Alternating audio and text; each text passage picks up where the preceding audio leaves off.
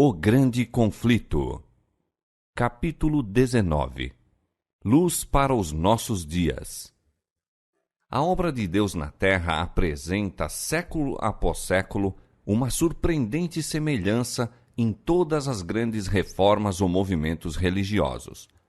Os princípios envolvidos no trato de Deus com os homens são sempre os mesmos. Os movimentos importantes do presente têm seu paralelo nos do passado, e a experiência da Igreja nos séculos antigos encerra lições de grande valor para o nosso tempo. Nenhuma verdade é mais claramente ensinada na Escritura do que aquela segundo a qual Deus, pelo seu Espírito Santo, dirige de maneira especial seus servos sobre a terra nos grandes movimentos que têm por objetivo promover a obra da salvação. Os homens são instrumentos nas mãos de Deus, por ele empregados para cumprirem seus propósitos de graça e misericórdia. Cada um tem a sua parte a desempenhar. A cada qual é concedida uma porção de luz adaptada às necessidades de seu tempo e suficiente para o habilitar a efetuar a obra que Deus lhe deu a fazer. Nenhum homem, porém, ainda que honrado pelo céu, já chegou a compreender completamente o grande plano da redenção, ou mesmo a aquilatar perfeitamente o propósito divino na obra para o seu próprio tempo. Os homens não compreendem plenamente o que Deus deseja cumprir pela missão que lhes confia. Não abrangem, em todos os aspectos, a mensagem que proclamam em seu nome. Porventura alcançarás os caminhos de Deus ou chegarás à perfeição do Todo-Poderoso? Os meus pensamentos não são os vossos pensamentos, nem os vossos caminhos os meus caminhos, diz o Senhor. Porque assim como os céus são mais altos do que a terra, assim são os meus caminhos mais altos do que os vossos caminhos, e os meus pensamentos mais altos do que os vossos pensamentos. Eu sou Deus, e não há outro Deus, não há outro semelhante a mim, que anuncio o fim desde o princípio, e desde a antiguidade as coisas que ainda não aconteceram. Jó capítulo 11, verso 17, Isaías capítulo 55, versos 8 e 9, capítulo 46, versos 9 e 10. Mesmo os profetas que eram favorecidos com iluminação especial do Espírito não compreendiam plenamente a significação das revelações a eles confiadas. O sentido deveria ser desvendado de século em século, à medida que o povo de Deus necessitasse das instruções nelas contidas. Pedro escreveu acerca da salvação trazida à luz pelo Evangelho. Diz: da qual salvação inquiriram e trataram diligentemente os profetas que profetizaram da graça que vos foi dada, indagando que tempo ou que ocasião de tempo o Espírito de Cristo, que estava neles, indicava, anteriormente testificando os sofrimentos que a Cristo haviam de vir e a glória que se lhes havia de seguir, aos quais foi revelado que não para si mesmos, mas para nós, eles ministravam. 1 Pedro, capítulo 1, versos 10 a 12.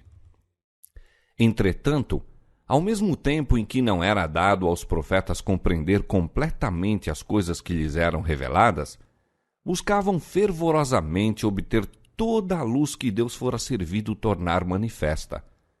Inquiriram e trataram diligentemente, indagando que tempo ou que ocasião de tempo o Espírito de Cristo que estava neles indicava.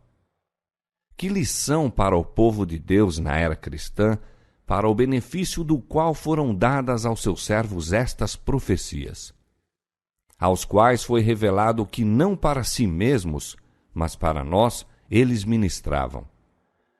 Considerai como os santos homens de Deus inquiriram e trataram diligentemente com respeito a revelações que lhes foram dadas para as gerações ainda não nascidas.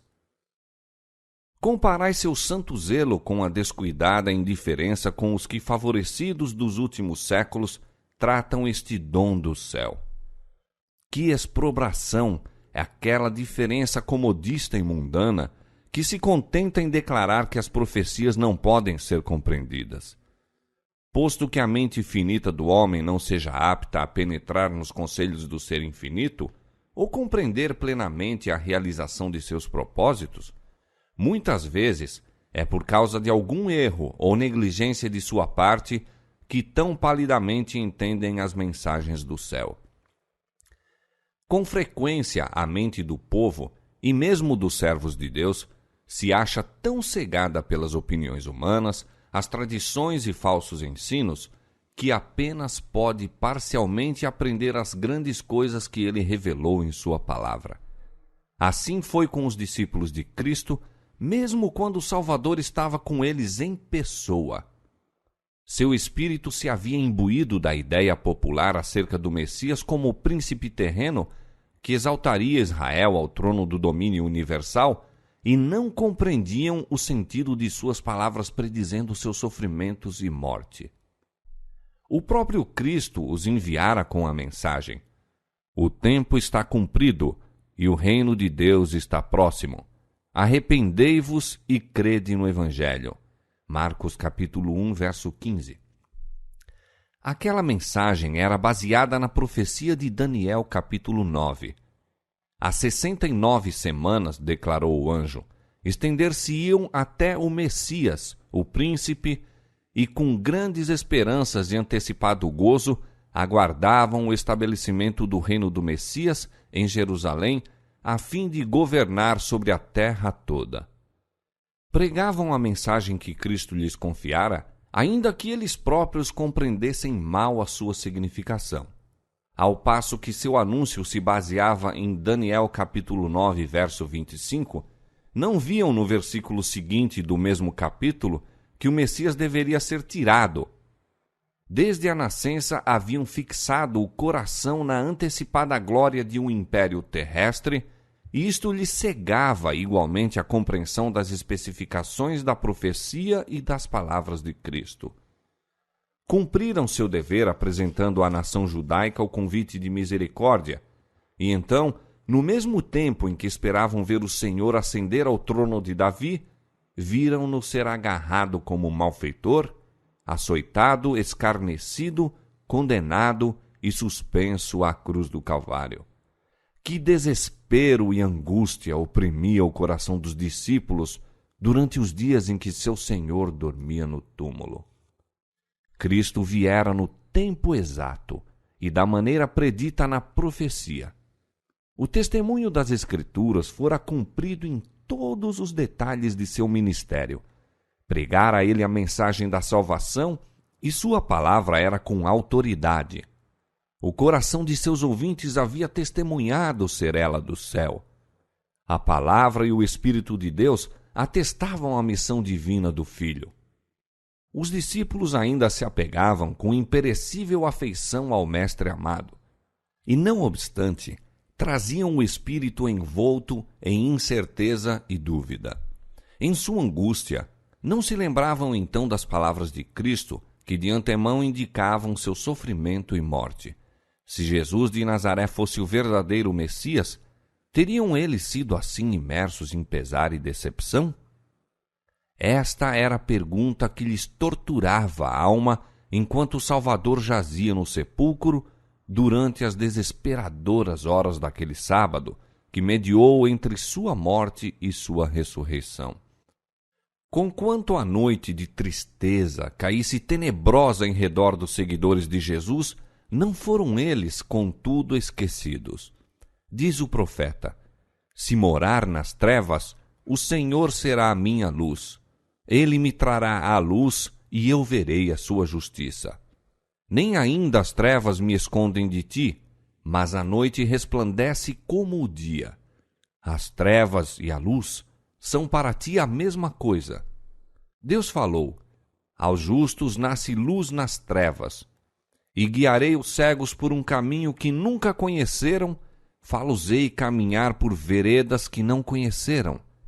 Tornarei as trevas em luz perante eles, e as coisas tortas farei direitas. Estas coisas lhes farei, e nunca os desampararei. Miqueias capítulo 7, versos 8 e 9, Salmo 139, verso 12, 112, verso 4, Isaías 42, verso 16. O que os discípulos haviam anunciado em nome do Senhor era correto em todos os pormenores, e os acontecimentos preditos estavam mesmo então a ocorrer. O tempo está cumprido, o reino de Deus está próximo. Havia sido a sua mensagem. A terminação do tempo, as 69 semanas de Daniel capítulo 9, as quais se deveriam estender até o Messias, o ungido, Cristo recebera a unção do Espírito, depois de ser batizado por João no Jordão.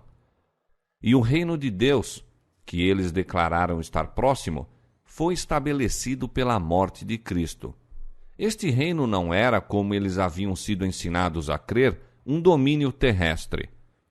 Tampouco deveria ser confundido com o reino futuro, imortal, que será estabelecido quando o reino, o domínio e a majestade dos reinos debaixo de todo o céu serão dados ao povo dos santos do Altíssimo, reino eterno, no qual todos os domínios o servirão e lhe obedecerão. Daniel capítulo 7, verso 27. Conforme é usada na Bíblia, a expressão reino de Deus designa tanto o reino da graça como o de glória. O primeiro é apresentado por Paulo na Epístola aos Hebreus. Depois de apontar para Cristo, o compassivo intercessor que pode compadecer-se de nossas fraquezas, diz o apóstolo: cheguemos, pois, com confiança ao trono da graça, para que possamos alcançar misericórdia e achar graça. Hebreus capítulo 4, verso 16. O trono da graça representa o reino da graça, pois a existência de um trono implica a de um reino.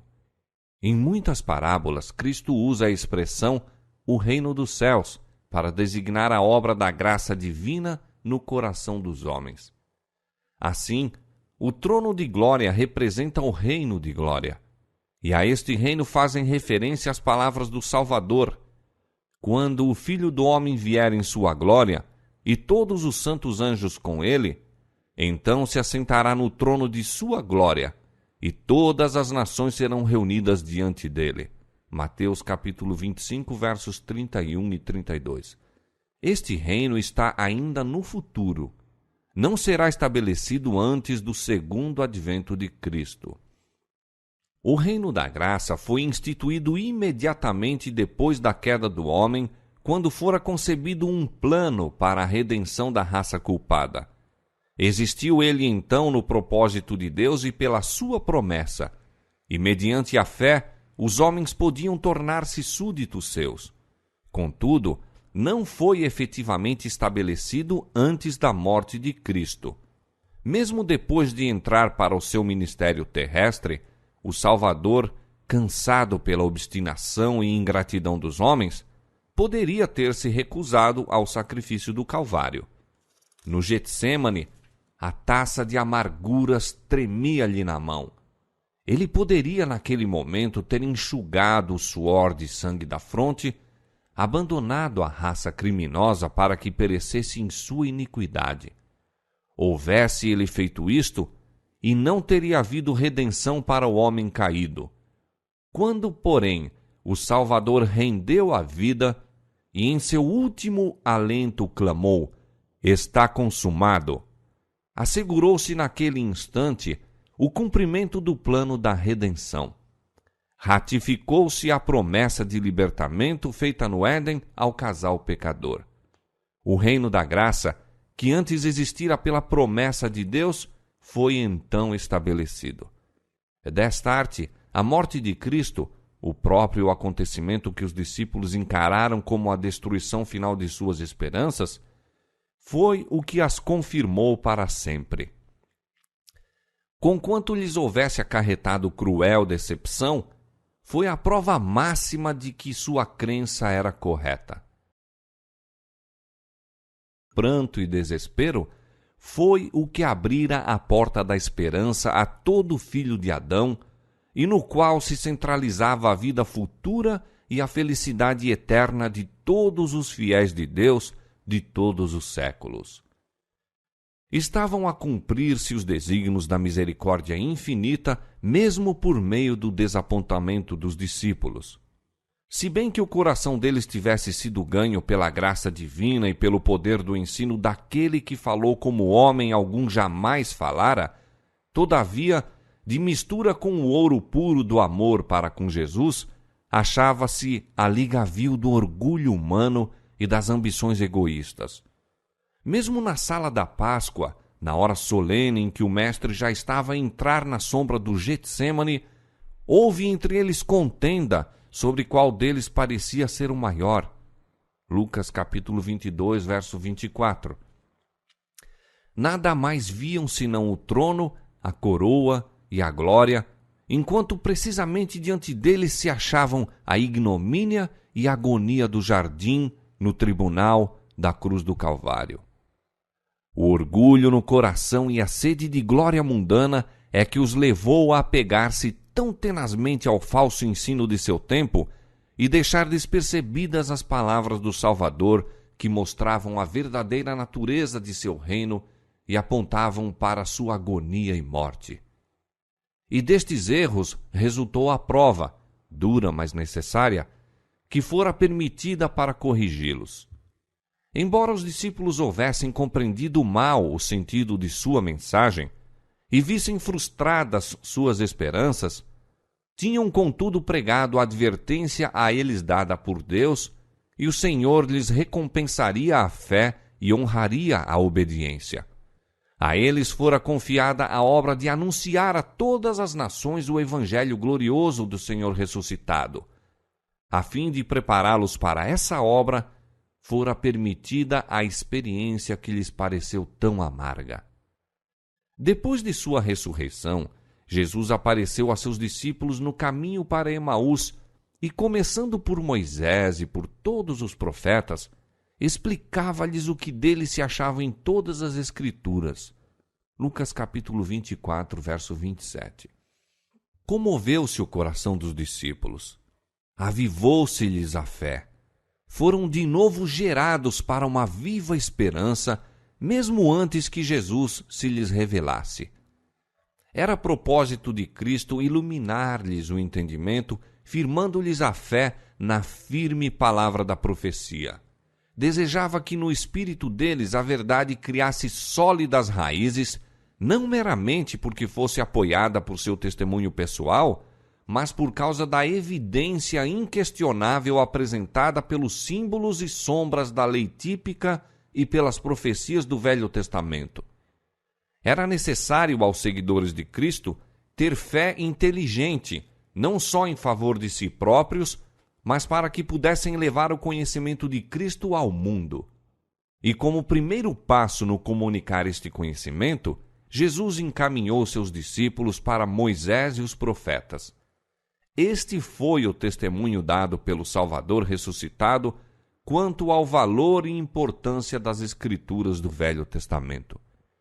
Que mudança se operou no coração dos discípulos ao contemplarem mais uma vez o amado semblante do Mestre. Lucas capítulo 24, verso 32. Em sentido mais completo e perfeito do que nunca, haviam achado aquele de quem Moisés escreveu na lei e os profetas. A incerteza, a angústia e o desespero deram lugar à segurança perfeita e esclarecida fé. Não admira que, depois de sua ascensão, estivessem sempre no templo louvando e bendizendo a Deus. O povo, sabendo apenas da morte ignominiosa do Salvador, procurava ver no rosto deles a expressão de tristeza, confusão e derrota. Viam, porém, ali alegria e triunfo. Que preparo receberam esses discípulos para a obra que se achava diante deles? Tinham passado pela mais severa prova que lhes era possível experimentar e visto como a palavra de Deus se cumprira triunfantemente quando, segundo a visão humana, tudo se achava perdido. Que poderia, dali em diante, intimidar-lhes a fé ou arrefecer-lhes o ardoroso amor? Na mais aguda tristeza, tinham firme consolação e uma esperança que era como âncora da alma segura e firme. Hebreus capítulo 6, verso 18 e 19. Haviam sido testemunhas da sabedoria e poder de Deus e estavam certos de que nem a morte, nem a vida, nem os anjos, nem os principados, nem as potestades, nem o presente, nem o porvir, nem a altura, nem a profundidade, nem alguma outra criatura seria capaz de os separar do amor de Deus que está em Cristo Jesus, nosso Senhor. Em todas estas coisas, disseram eles, somos mais do que vencedores por aquele que nos amou. Romanos capítulo 8, verso 38, 39 e 37. A palavra do Senhor permanece para sempre. 1 Pedro capítulo 1, 25. E quem os condenará? Pois é Cristo quem morreu, ou antes quem ressuscitou dentre os mortos, o qual está à direita de Deus e também intercede por nós. Romanos capítulo 8, verso 34. Diz o Senhor: o meu povo não será envergonhado para sempre. Joel capítulo 2, verso 26. O choro pode durar uma noite, mas a alegria vem pela manhã. Salmo 30, verso 5. Quando no dia da ressurreição esses discípulos encontraram o Salvador e lhes ardia o coração ao ouvirem suas palavras, quando olharam para a cabeça, mãos e pés, que por amor deles tinham sido feridos, quando antes de sua ascensão Jesus os levou até Betânia e, erguendo as mãos para os abençoar, lhes ordenou: ide por todo o mundo, pregai o Evangelho, acrescentando: eis que eu estou convosco todos os dias. Marcos capítulo 16, verso 5 e Mateus capítulo 28, verso 20. Quando, no dia de Pentecoste, desceu o Consolador prometido e foi dado o poder do alto e a alma dos crentes estremeceu com a presença sensível do Senhor que ascendera ao céu, então, mesmo que seu caminho tivesse de passar, como o de Jesus, através de sacrifício e martírio, trocariam eles o ministério do Evangelho de sua graça com a coroa da justiça a ser recebida à vinda de Cristo, pela glória de um trono terrestre que fora a esperança de seu primeiro discipulado? Aquele que é capaz de fazer muito mais abundantemente do que pedimos ou pensamos, concedera-lhes com a comunhão de seus sofrimentos a de sua alegria, alegria de trazer muitos filhos à glória, alegria indizível, eterno peso de glória, com que, diz Paulo, nossa leve e momentânea tribulação não é para ser comparada. A experiência dos discípulos que pregaram o Evangelho do Reino no primeiro advento de Cristo teve seu paralelo na experiência dos que proclamaram a mensagem de seu segundo advento. Assim como saíram os discípulos a pregar, o tempo está cumprido, o reino de Deus está próximo, Miller e seus companheiros proclamaram que o período profético mais longo e o último apresentado na Bíblia estava a ponto de terminar, que o juízo estava próximo e que deveria ser inaugurado o reino eterno. A pregação dos discípulos com relação ao tempo baseava-se nas 70 semanas de Daniel capítulo 9. A mensagem apresentada por Miller e seus companheiros anunciava a terminação dos 2.300 dias de Daniel capítulo 8, verso 14, dos quais as 70 semanas fazem parte. Cada uma dessas pregações se baseava no cumprimento de uma porção diversa do mesmo grande período profético. Do mesmo modo que os primeiros discípulos, Guilherme Miller e seus companheiros não compreenderam inteiramente o significado da mensagem que apresentavam. Erros que havia muito se achavam estabelecidos na igreja impediam-nos de chegar a uma interpretação correta de um ponto importante da profecia. Portanto, se bem que proclamassem a mensagem que Deus lhes confiara para transmitir ao mundo, em virtude de uma errônea compreensão do sentido, sofreram desapontamento. Explicando Daniel capítulo 8, verso 14, até 2.300 tardes e manhãs e o santuário será purificado, Miller, conforme já foi declarado, adotou a opinião geralmente mantida de que a terra é o santuário, crendo que a purificação deste representava a purificação da terra pelo fogo à vinda do Senhor. Quando, pois, achou que o termo dos 2.300 dias estava definitivamente predito, concluiu que isto revelava o tempo do segundo advento. Seu erro resultou de aceitar a opinião popular quanto ao que constitui o santuário. No cerimonial típico, sombra do sacrifício e sacerdócio de Cristo, a purificação do santuário era o último serviço realizado pelo sumo sacerdote no conjunto anual das cerimônias ministradas. Era a obra encerradora da expiação, uma remoção ou afastamento do pecado de Israel. Prefigurava a obra final no ministério de nosso sumo sacerdote no céu pela remoção ou obliteração dos pecados de seu povo que se achavam registrados nos relatórios celestiais.